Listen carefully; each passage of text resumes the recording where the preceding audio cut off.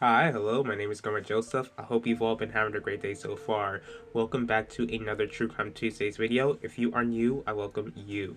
Today, I'll be discussing a requested case of the unsolved case of Alicia Jackson. Researching Alicia's story, I found it to be devastating and shocking. Alicia was just going about her day, and then all of a sudden, some monster, for some strange reason, felt like she no longer deserved to live another day on this earth. Now, I encourage you all to do your own research with this case and not to just look at my video for all of the information. Here we go. Alicia Jackson was born on May 7th of 1985 in Kentucky, but she would later move to Harrisburg, Pennsylvania when she started high school. Now, Alicia was born to parents Kevin and Miriam Jackson, and she also had a brother named Trevin.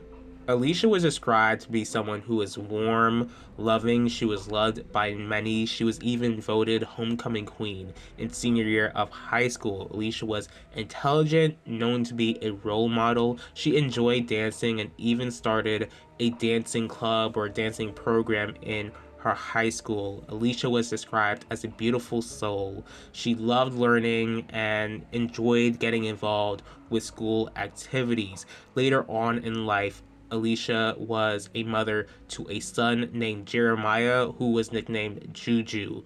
And she had her son with a man named Eugene, who she met in college.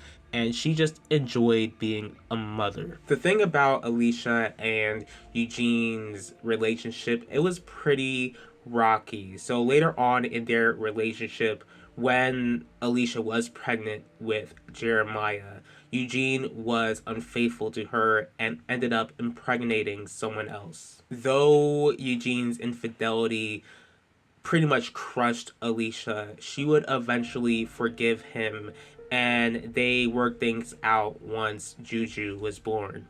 On December 2nd of 2010, Alicia is 25 years old at this point and she was living in Columbus, Ohio, and she is staying home with Juju, who is 2 years old at this point.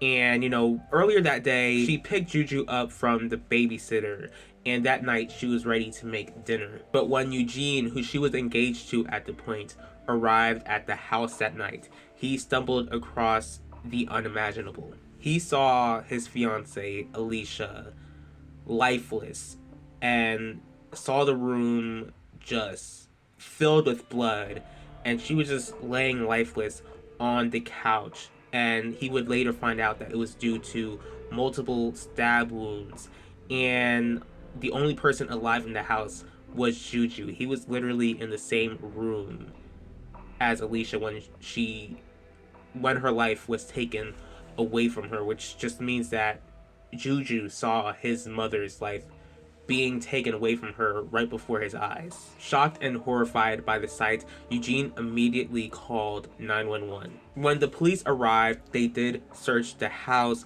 and found out that Alicia's 2 laptops and her phone went missing. But what they found strange was that her wallet and purse were still inside of the house. Because of these findings, the police pretty much ruled this out as some sort of random robbery. Of course, when the rest of Alicia's loved ones received the news, they were shocked and devastated to hear that Alicia was suddenly taken away from them in such a brutal manner. As the police did further investigation, they did see that Eugene was extremely cooperative with them and did see that he did have an alibi for the time that Alicia tragically lost her life. The police also found that there was no forced entry inside of the house, causing the investigators and loved ones to believe that someone that Alicia personally knew was the one who took her life. Alicia's brother Trevin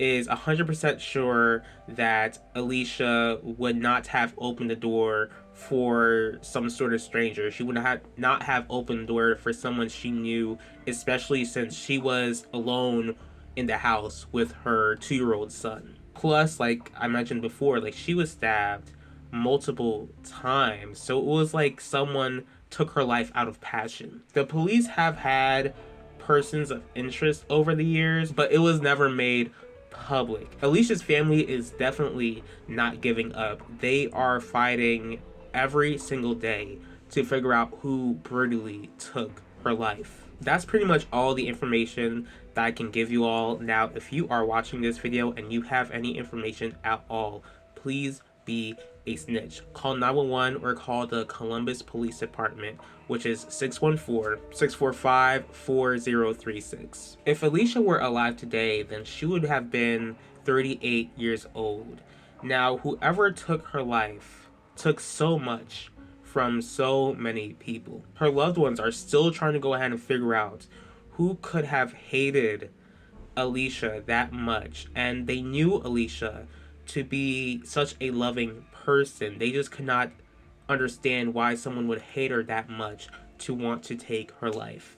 My heart also breaks for Alicia's son, Juju. Since Alicia was taken away from him at such a young age, he was forced to grow up without his mother. Again, his mother was taken right in front of him. Not only was he, like I said, so young, 2 years old, but he was the only witness to the scene of the crime. Now, I'm really not saying this piece of information, just because I want to brag or anything, but my earliest memories, though they are fuzzy, were when I was 2 years old. So I'm just praying that if it be God's will, I'm just praying that something would be able to click in Juju's memory to help him figure out who did this. Now, I know that's a stretch, so if Juju understandably is not able to go ahead and remember what happened that night, then I do pray that God would somehow provide the answers that Alicia's loved ones have been searching for all of these years. Not only that, but I do pray that God would comfort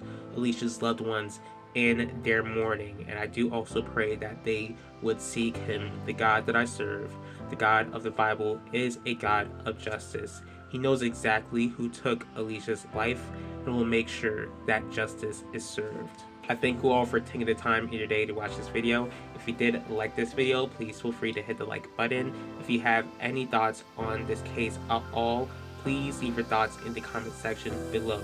If you'd like to see more videos from me, please feel free to subscribe and click the bell to be notified about the next video. If there is a certain true crime case that you would like me to cover, go ahead and let me know.